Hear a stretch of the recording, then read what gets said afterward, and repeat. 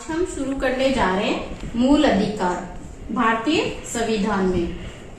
हम मूल अधिकारों के बारे में चर्चा करने से पहले देखते हैं कि सबसे पहले मूल अधिकारों की शुरुआत कहाँ हुई। हम देखते हैं कि फ्रांस की राज्य क्रांति ने विश्व में समानता, स्वतंत्रता और भ्रातृत्व का संदेश दिया।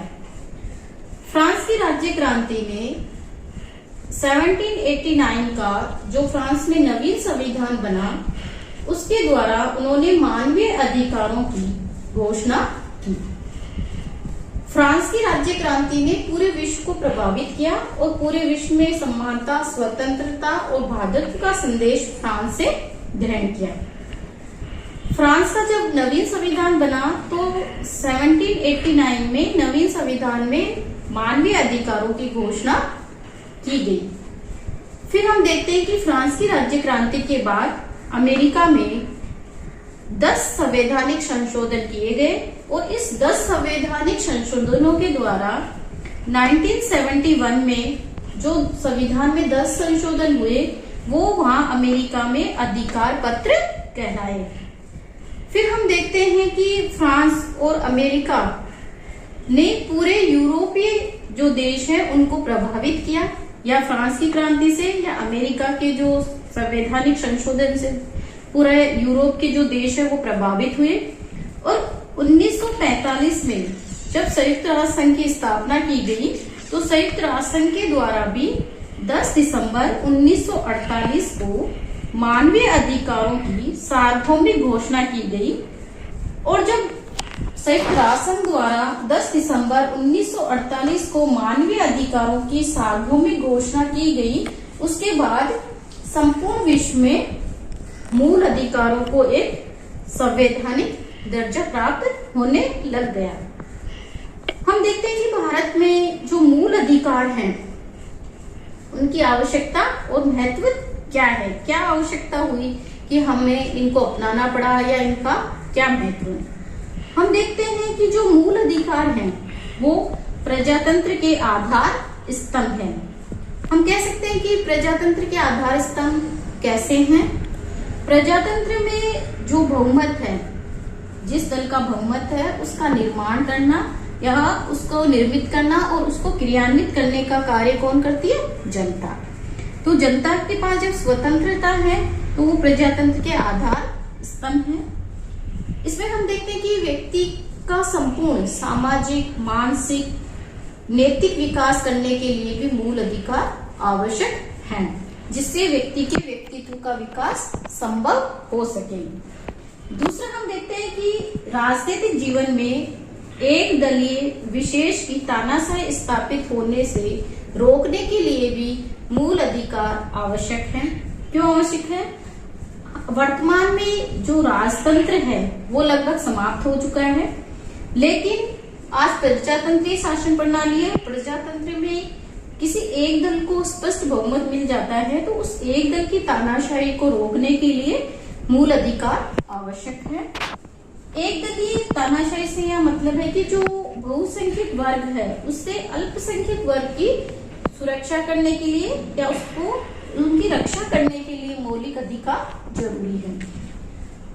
मूल अधिकार व्यक्ति स्वतंत्रता और सामाजिक नियंत्रण के बीच उचित सामंजस्य स्थापित करने के लिए भी आवश्यक है, क्योंकि व्यक्ति की स्वतंत्रता को बनाए रखना और सामाजिक जीवन का मतलब है व्यक्ति अपना विकास कर सके, कार्यपालिका और व्यवस्थापिका द्वारा इसमें हस्तक्षेप नहीं किया जाए, इन दोनों के बीच में उचित सामंजस्य स्थापित करने के लिए मौलिक अधिकार आवश्यक है।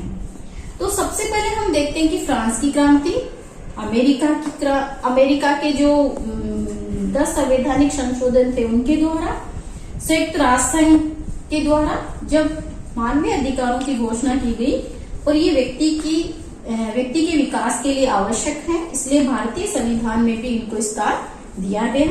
अब हम देखते हैं कि जो हमारा मूल अधिकार है उसका अर्थ क्या है। वह अधिकार जो व्यक्ति के जीवन के लिए मौलिक तथा अनिवार्य होने के कारण संविधान द्वारा नागरिकों को प्रदान किए जाते हैं वे अधिकार जो व्यक्ति के जीवन के लिए मौलिक तथा अनिवार्य होने के कारण संविधान द्वारा नागरिकों को प्रदान किए जाते हैं और जिन अधिकारों में राज्य द्वारा भी हस्तक्षेप नहीं किया जाता वो मूल अधिकार कहलाते हैं। मौलिक अधिकार कहलाते हैं। मौलिक अधिकार व्यक्ति के लिए क्यों आवश्यक है, तो हम देखते हैं कि व्यक्ति के पूर्ण मानसिक, बौद्धिक और नैतिक विकास के लिए मौलिक अधिकार आवश्यक है। इसके बिना व्यक्ति के संपूर्ण व्यक्तित्व का विकास नहीं हो पाता और ये प्रजातंत्र में सभी व्यक्तियों को बिना किसी भेदभाव के मौलिक अधिकार मिले हुए हैं या समानता के आधार पर सभी को ये प्रदान किए गए हैं। देश के संविधान में इन्हें स्थान दिया गया है, अर्थात भारतीय संविधान में विधि में इनको स्थान दिया गया है। हमारे जो मौलिक अधिकार है वो संविधान के भाग 3 में लिखे हुए हैं। मूल अधिकार अनुउल्लंघनीय है, इसका कोई उल्लंघन नहीं कर सकता। अगर कोई व्यक्ति इनका उल्लंघन करता है तो ये दंड के भागी होते हैं।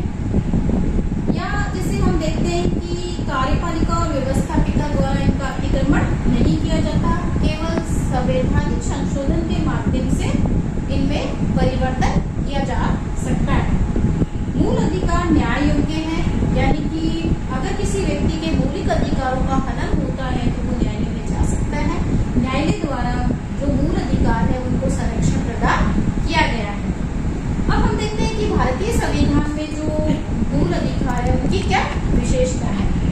हम देखते हैं कि जो भारतीय संविधान में सर्वाधिक विस्तृत अधिकार पद है। भारतीय संविधान के भाग 3 में अनुच्छेद 23 से लेकर अनुच्छेद 23 में अनुच्छेद 12 से लेकर 30 तक और अनुच्छेद 32 से लेकर 35 तक मौलिक अधिकारों का उल्लेख किया गया है।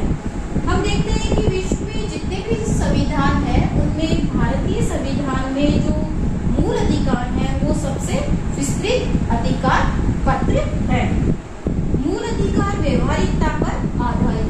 भारतीय संविधान में हम देखते हैं कि जो हमारे मौलिक अधिकार हैं वो व्यवहारिकता पर आधारित है। हम इसका व्यवहार में उपयोग करते हैं, ये केवल लिखी हुई ही नहीं है, हम अपने जीवन में इनका प्रयोग करते हैं, इनको अपनाते हैं। मूल अधिकार सीमित है, निरंकुश नहीं। कहने का मतलब कि जो कई बार देश में ऐसी परिस्थितियां आ जाए कि हमारे मौलिक अधिकारों को कुछ समय के लिए सीमित कर दिया जाता है, लेकिन हमारे जो मौलिक अधिकार है वो निरंकुश नहीं है। देश की परिस्थितियों के अनुसार इनमें कभी कभी कुछ प्रतिबंध लगा दिया जाता है। प्राकृतिक या अगणितीय अधिकारों के लिए कोई स्थान नहीं। यानी प्रकृति द्वारा व्यक्ति को कोई अधिकार अगर मिला हुआ है उसके लिए या अगणितीय अधिकारों के लिए हमारे भारतीय संविधान में उनका कोई स्थान नहीं है। मूल अधिकारों की रक्षा के लिए व्यवस्था। हमारे भारतीय संविधान में मौलिक अधिकारों की रक्षा के लिए व्यवस्था की गई है सर्वोच्च न्यायालय की। अब हम देखते हैं कि भारतीय संविधान में जो अधिकार है उनकी विशेषताओं पर चर्चा करें कि ये सबसे विस्तृत अधिकार है। ये संविधान के भाग 3 में अनुच्छेद 23 में दिए गए हैं और अनुच्छेद 12 से 30 और अनुच्छेद 32 से 35 तक। मूल अधिकार व्यवहारिकता पर आधारित है, मूल अधिकार सीमित है, निरंकुश नहीं। प्राकृतिक या अगणितीय जो अधिकार है उसके लिए हमारे संविधान में कोई स्थान नहीं है। मूल अधिकारों की रक्षा के लिए हमारे यहाँ न्यायालय की व्यवस्था की गई है। अब हम देखते हैं कि भारतीय संविधान द्वारा कितने अधिकार हमें प्राप्त हैं या हम कितने अधिकारों का प्रयोग अपने दैनिक जीवन में करते हैं। हम देखते हैं कि 7 अधिकार भारतीय संविधान में मिले हुए थे, लेकिन 44वें संवैधानिक संशोधन 1979 के अनुसार संपत्ति का जो अधिकार है उसको समाप्त कर दिया गया और अब वो मूल अधिकार नहीं रहा, वो एक कानूनी अधिकार रह गया है। तो संपत्ति के अधिकार को 44वें संवैधानिक संशोधन द्वारा 1979 में जब समाप्त कर दिया गया तो अब हमारे मौलिक अधिकारों की संख्या 6 रह गई है। पहला है समानता का अधिकार, दूसरा है स्वतंत्रता का अधिकार, तीसरा है शोषण के विरुद्ध अधिकार, चौथा है धार्मिक स्वतंत्रता का अधिकार, पांचवा है संस्कृति तथा शिक्षा संबंधी अधिकार, छठा है संवैधानिक उपचारों का अधिकार। आज हमने जो हमारे मौलिक अधिकार है